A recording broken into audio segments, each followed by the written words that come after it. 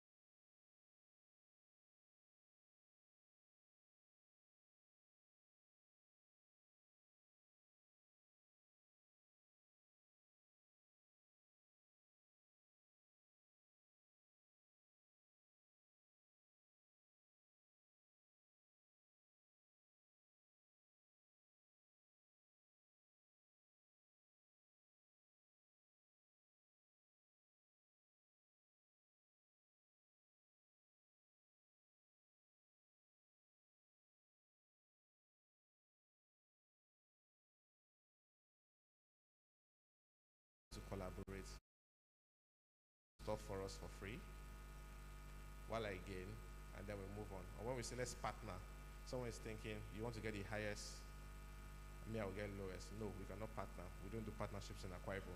Collaboration means you have two persons with maybe two different goals, but you know that you can align to achieve each other's goals. For instance, in Lagos back then, I love ewa going. It's a kind of beans with bread. And you see our seller working with a bread seller. Why? It's collaboration. If you're buying the ewa, you need to buy what? Bread. They rarely fight. Because as you're buying this one, you're going to buy this one. They're complementing each other. But here, we always want to sell and we want to be ahead of every other person. Not even helping other people come up. Okay, someone is, I don't know. Do you know where I can find? I don't know. We don't want to recommend, we don't want to collaborate because we feel if I do so, this person is going to take over my market. We need to partner. I remember when I started speaking, my first speaking stuff happened in church back then. I think I was 11 or 12. I was shaky and everything. I was mumbling my words. The next time I did any kind of professional speaking was after school, after university. An NGO reached out and said they wanted someone to teach students how to draw comics. And I was like, okay, I'm doing nothing, no job, I'm just chilling, let me go for it. So that's how I ended up touring 372 schools in Lagos State, teaching them how to draw comics within a very short period of time. And I remember one time I climbed on the stage and I saw a large crowd of young students. If you've stayed in Lagos, you know that public school students are not your regular students. Some of them are agberos. They can beat you, knock you, push you off. And so they kept telling me that when you talk about drawing, it will not excite them. That when I climb this stage, I should be very energetic. I said, okay, I'll do what I can do. I climbed this, all finished speaking. I had more people come up to ask me, sir, I want to learn how to draw. I want to learn how to draw. I want to learn how to draw. And I said, okay, why are you coming up? They said, because of the way I said it. I started with, my mom used to tell me, draw if you feel like drawing. But my dad would say, if I see you drawing, I'll throw you and yourself out there. They could all relate. So they kept. He lives in Dubai. He has changed his mother's life. Mother doesn't talk about school again. Yeah. This guy built a school a free school for children in Lagos. A a free school, he built it, over 200 million. This guy is really, really big. What did he do? NFTs. Thank God someone is here who is born, and she said, okay, I'll do what I want to do for my dad. She finished law, went for NYS, and she was sent back to Uyo to serve. She was at Ministry of Justice, and she was now serving part-time with us, learning a bit of coding. Today, Winifred is a front-end, see how she wrote her name, front-end developer, and talk now. If you are us now, what would you have done? Which one will come first? Legal practitioner, right? She wants to study, or she wants to practice law, but I told her about tech law. It's an emerging trend within Africa. And I said, go and do your master's, science or software engineering. She's doing her master's now in Poland. Why? She wants to understand what makes algorithms, what makes them valuable, so that she can be able to protect startup founders from the legal aspects. And that's what she's doing. So she's a non-tech person now in tech. I don't know whether you get me. All right, next case study. Okay, are we good? It's still one more case study, then we wrap it up.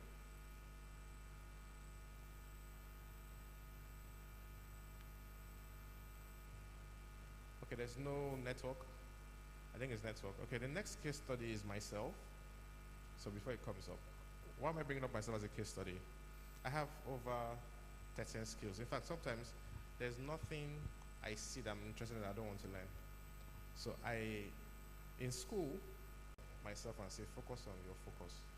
Don't branch out, right? I remember one time I wanted to get a job as a data analyst. I was like, will you really succeed in this? I said, well, maybe, but is this what you really want? I said, no, stick to your art, which is why we're doing what we call the animation and the digital illustration.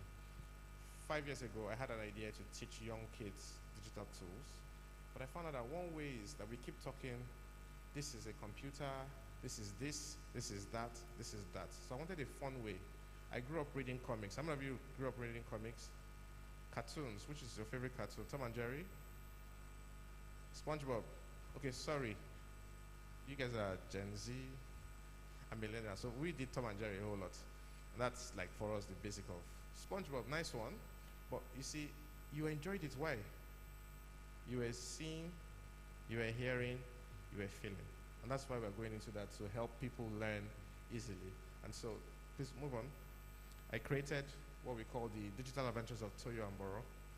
And Digital Adventures of Toyo and Boro is just a simple comic that teaches kids some of these things. So this is the second volume, 4 episodes in a volume.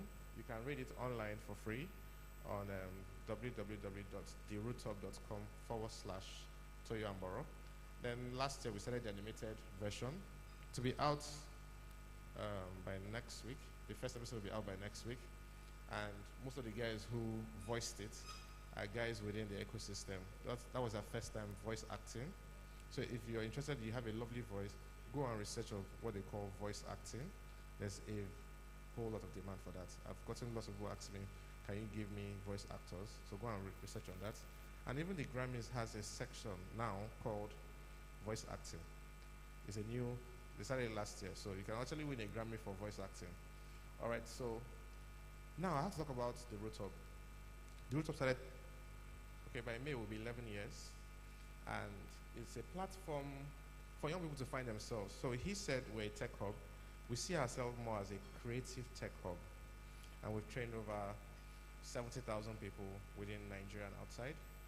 And not just in Uyo, we have branches in other places, Jalingo, Accra, Ghana. We have in Rwanda, virtual communities of over 74,000 people. We also have many young persons who are creative guys in terms of, yes, like him, a drummer. We need people that are skilled with their hands, because there's a market for such people. Let me give one small business idea to the drummers coming in. There is a need for aquarium sounds, for soundtracks, for movie soundtracks, right? For different kinds of things. So you can actually record the drummings that you do for fun. Record it, edit it, put it up there, you can sell it.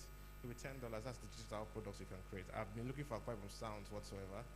I don't see. So it's either we look for people who can drum and we record and use it for our projects. So we have to look at that.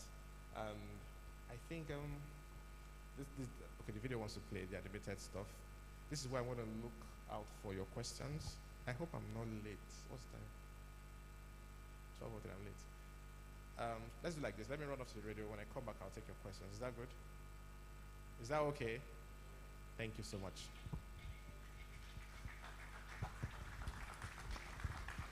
I think we can clap better than that for Mr. Francis Onok.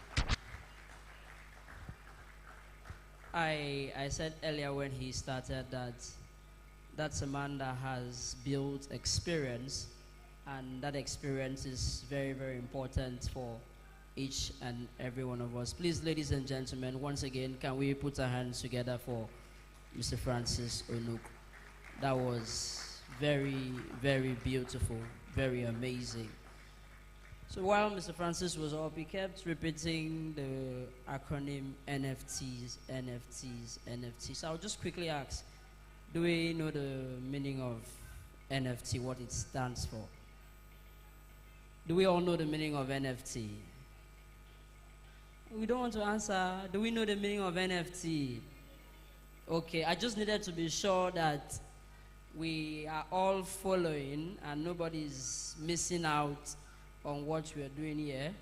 So NFT simply means non-fungible tokens, and it is very, very important for us in the tech space and those who are also aspiring to join the tech space to be very familiar with most of these terms. Distinguished ladies and gentlemen, while this event was on, we had guests join us. So I'll just quickly recognize in our midst the representative of the Honorable Commissioner for Youth Development in Akwa Ibom State, Honorable Ekerete Kanem, who is